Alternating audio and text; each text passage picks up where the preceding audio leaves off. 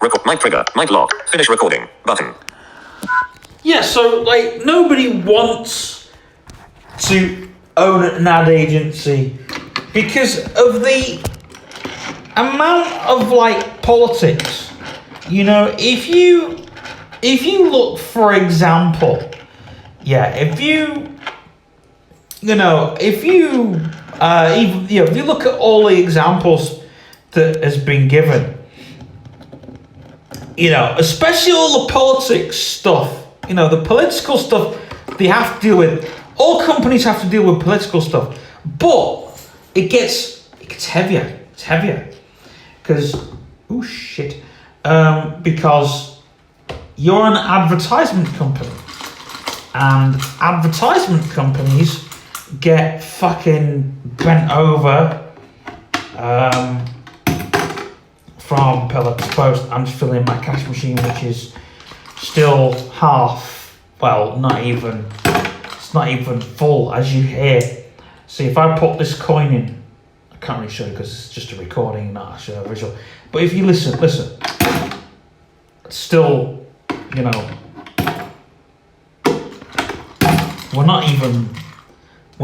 nowhere near to there. But and it's like there are beliefs or belief systems, that obviously I get and other people have. But it's like, take for instance, you like as a business person, right? Your beliefs have to go to the wind. Well, yes, I understand. Your beliefs have to go to the wind.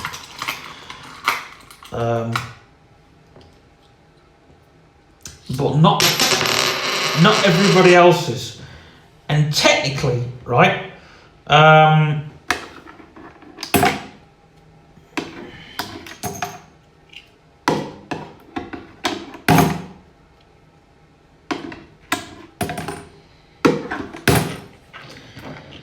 Technically, right, the issues that I have with, say, certain boundaries, as say, like a business person has, is this, right? Never have I had to, like, push for certain agendas. And if I'm not happy with something, it means that everybody else like has to be happy with something.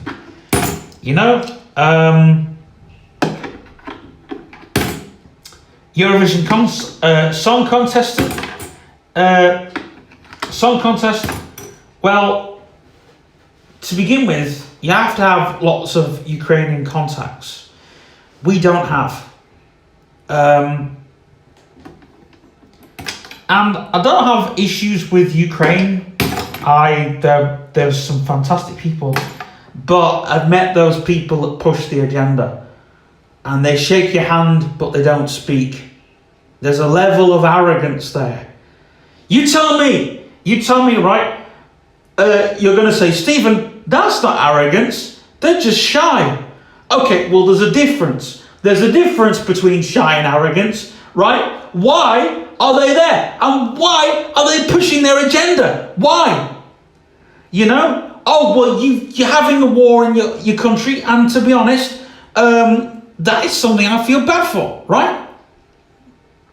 But when you start becoming this political, oh yeah, look at us, we're having this war, and it's fabulous. It's not fabulous, right?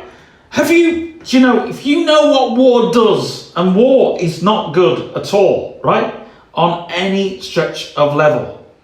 There's like, lots of this. Then there's this political agenda. It's like, and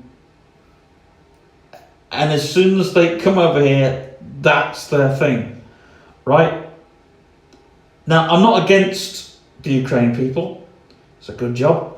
But what I am against is gay people and cross-transgender people and fucking asexuals and fucking people who basically say, oh, by the way, your Sefton Pride's supposed to be a marvellous thing. Why are you excited about something if you're not gay, right? And I'm putting this as bluntly as I can. If you are not gay, if you're a heterosexual person, why on earth are you excited about something that you aren't really, and this is it. All these businesses now are marching to the beat of the drum. Well, I'm not, okay? I'm not, and I'll tell you why, right? Because there's the woke agenda. Let's not march to that, okay? We're not hating on people. There's a difference. There's a difference between hating on people and then disliking the actual agenda, right? And technically, if I strongly hate something, then why would I make a video? Why? Why would I even answer your question? If I hated something, why? There's a difference. But I know those people are, and it's just strange. And I don't want to do work for people who are strong, that are pushing these strong left-wing views.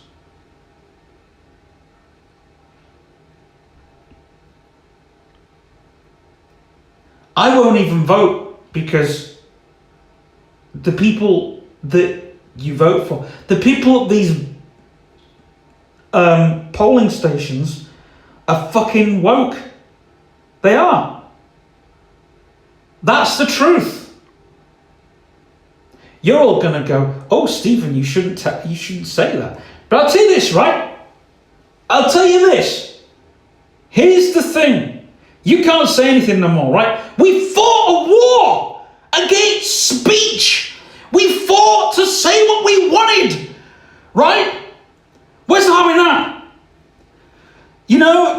To people, like, now I sound like a right-wing sod, right? But if I was right-wing, this is what I would say, right? The right-wing would say, we don't want disabled people. That's full-on right-wing. We don't want this, that, and the other. Because, like, for example, we don't want the true right-wing person, the full-blown right-wing person, will basically agree with everything that's going on the National Front, which I disagree with.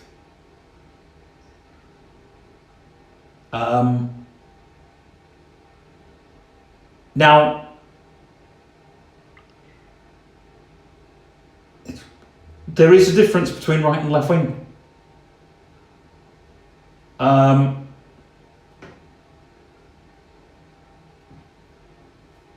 And a lot of these right wings stand for conformity. Same as the left. The left wing, they don't know how to let go of conformity. They're scared. They're all little clusters of sheep. And heaven help them if they go the wrong way. I mean, how many of you out there have had the thing? You know what I'm talking about. You've had the thing, which I can't say because apparently I'll be going against YouTube guidelines. Oh, diddy-dums, right? I'd be going against them by saying what my true beliefs are. Goodness grief. I mean, We were wearing masks in the office. We did it just when customers were in. But you know what? I was like, do you know what? I binned the mask after 3 months, 4 months.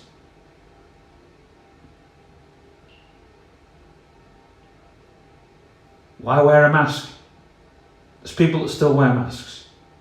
Now I understand there are people that wear masks for medical reasons, but this is the start. This is the beginning of the things to come. This is the beginning. And I'm angry at it all because I think there's people that are just time wasters. You know, oh, you can't say that. Well, I'm sorry.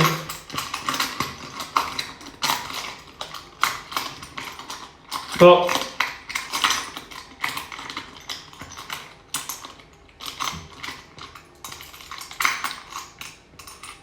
they can't call it gay pride anymore because apparently gay is a dirty word. Just like all the other.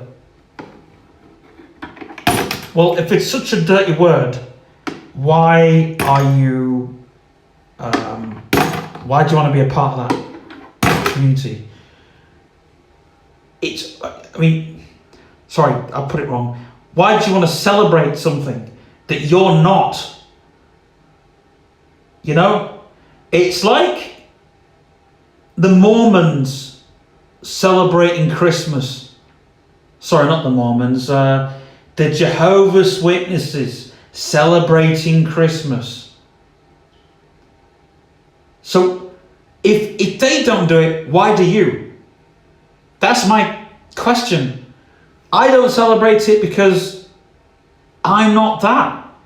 I've never been excited about the LGBTQ plus stuff and never will be. And there's another reason why I don't support LGBTQ plus, because a lot of the people that are pushing the agenda, or the minority, not the majority, but the minority of those people that push the agenda are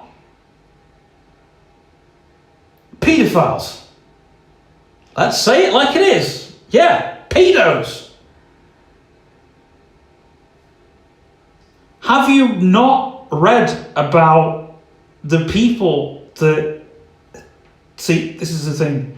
And they're more woke. They're actually... there's some of these pedos, right?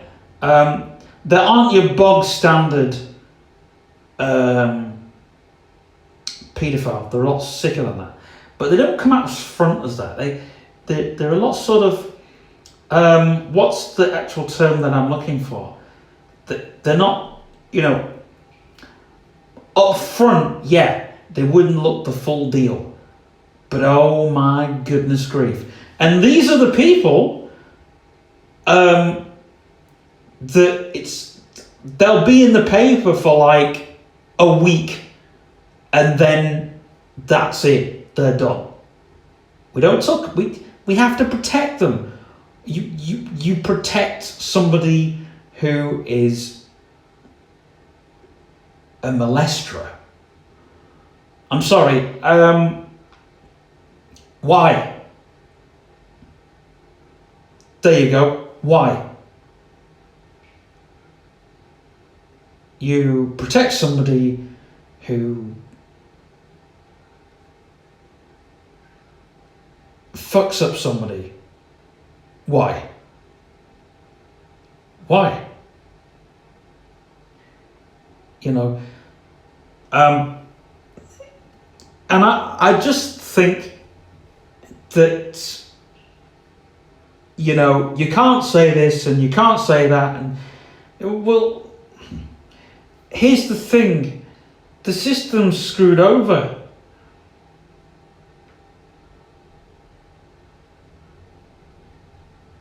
You know? I mean, if I had children, right, and they came to me and they said, oh, daddy, they've been teaching us about children that have two mummies and two daddies. Where do you go with that? You have to sort of sit kids down and explain to them how the real world is, but you have to break it up in bite-sized chunks. You know? You have to explain, yes, not every child is... You have to be open, but you have to feed it to them in bite-sized chunks because they're only children. You want them to still be children, but you want to give them the answer as honest and open as you can. You know, because I'll tell you this, right?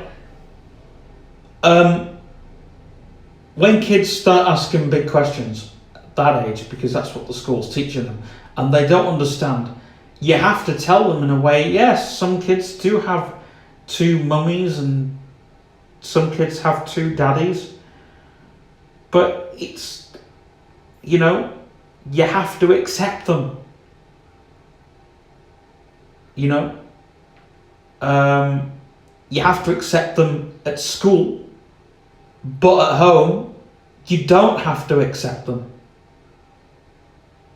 Now, saying things like that is literally giving them an open mind at that age. You have to. I fear for kids these days. I know I'm sounding like an old fart, but I do. I fear for these kids. I fear for kids. I don't know if I've told the story about when I found a tape. It wasn't a porno. It was. I found a cassette tape, right? And it was a tape that my mummy said, I don't want you listening to this tape, Stephen, because it's about drugs. When really she did want me to listen to it, but that's, you know.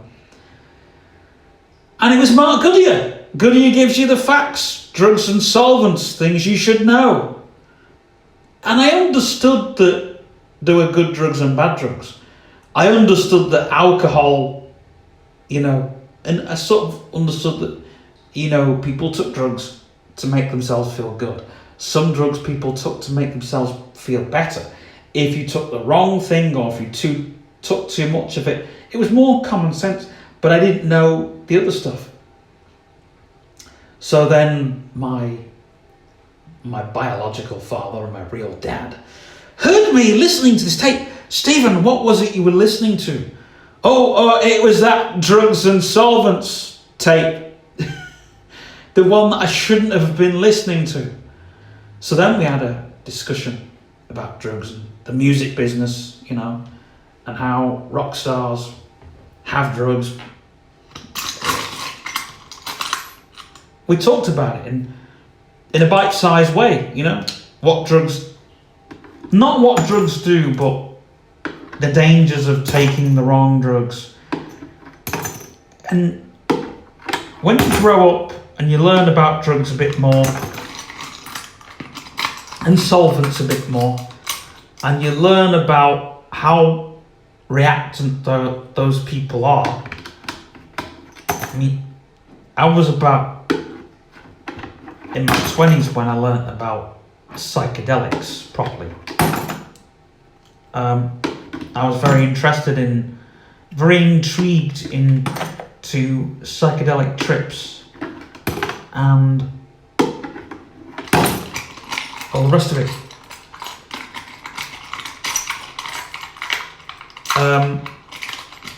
Sex, I never fully understood.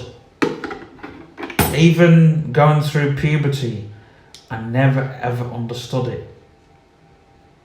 I never really fully got to grips, like, even though it was my own body.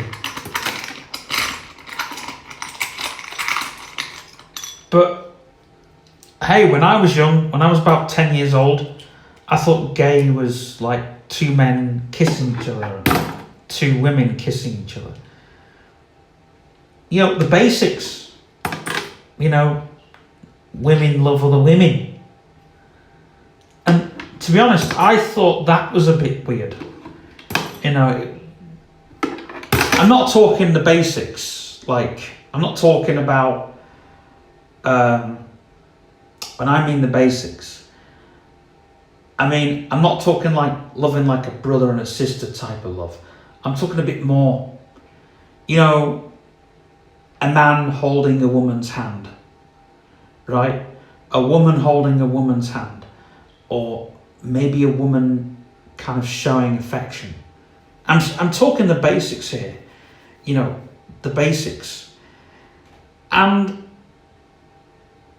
you know, like, you know them feelings. And when you're young, them feelings are very different as you get older. Especially when you lose your virginity. Now, I'm not going to share my experience of that, but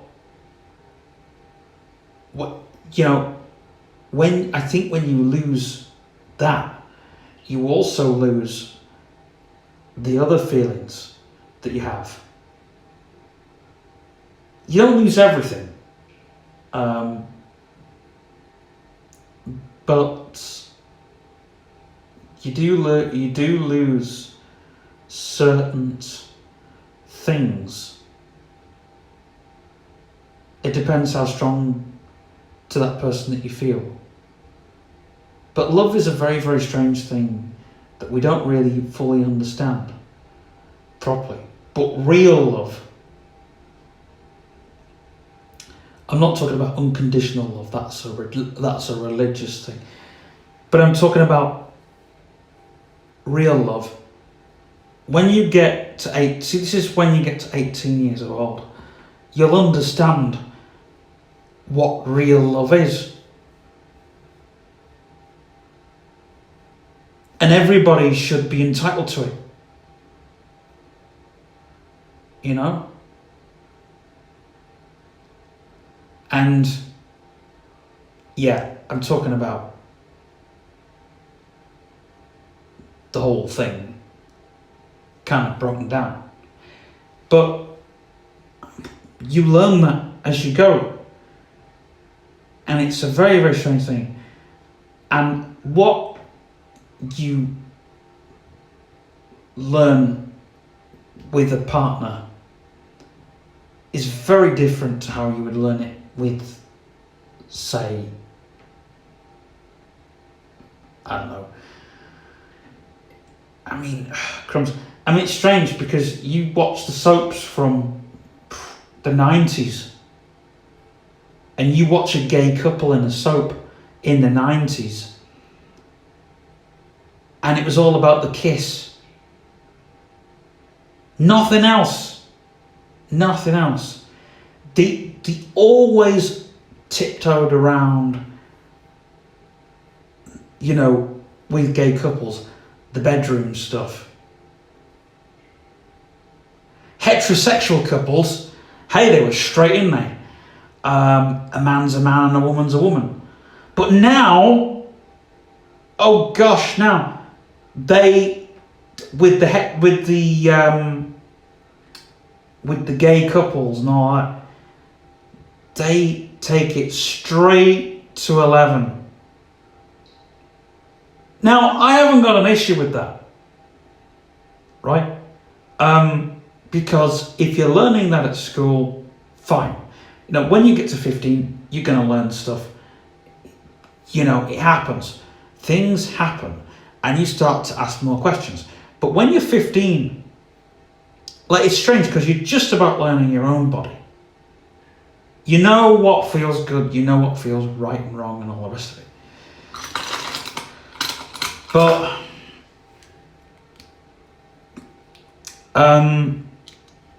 when you, I don't know, when other stuff happens as you sort of grow up, when you get to the age of 18 and they tell you stuff in PSHE, like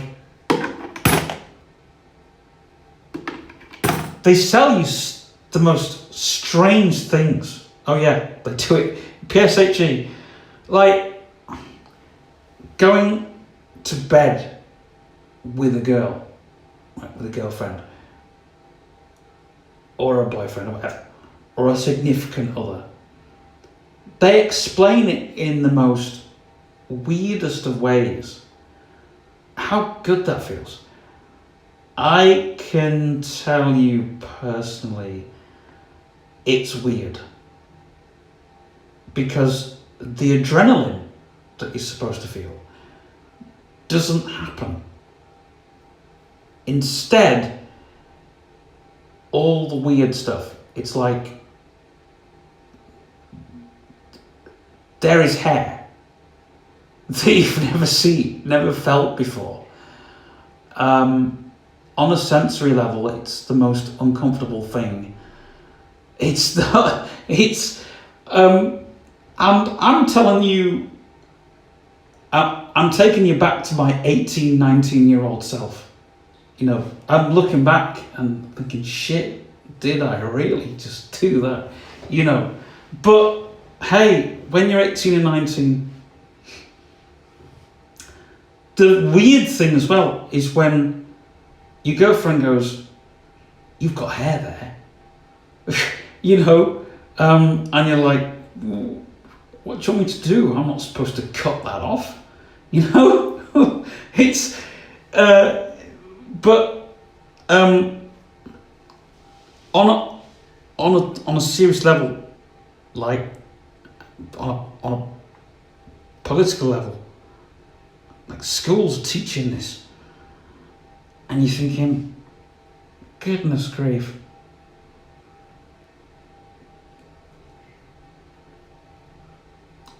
I mean, just imagine what would happen if they didn't. But you learn stuff, I guess, or maybe you don't.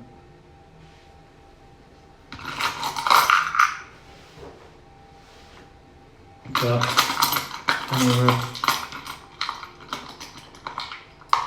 But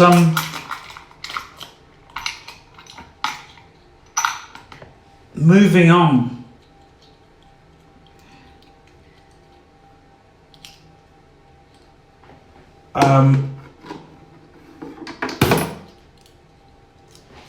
I'm not the person I once, I was. I nobody is. A good few years ago. And the world is so messed up now.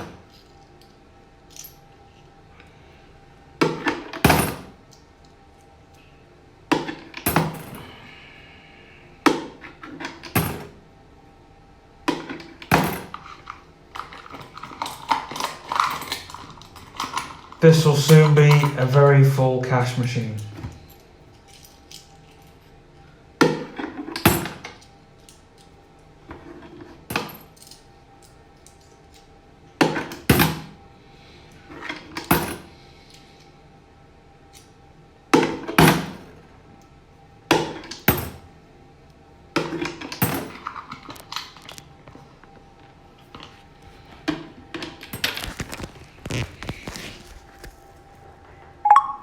(9:51 p.m.) Mic trigger. Mic lock. Finish recording.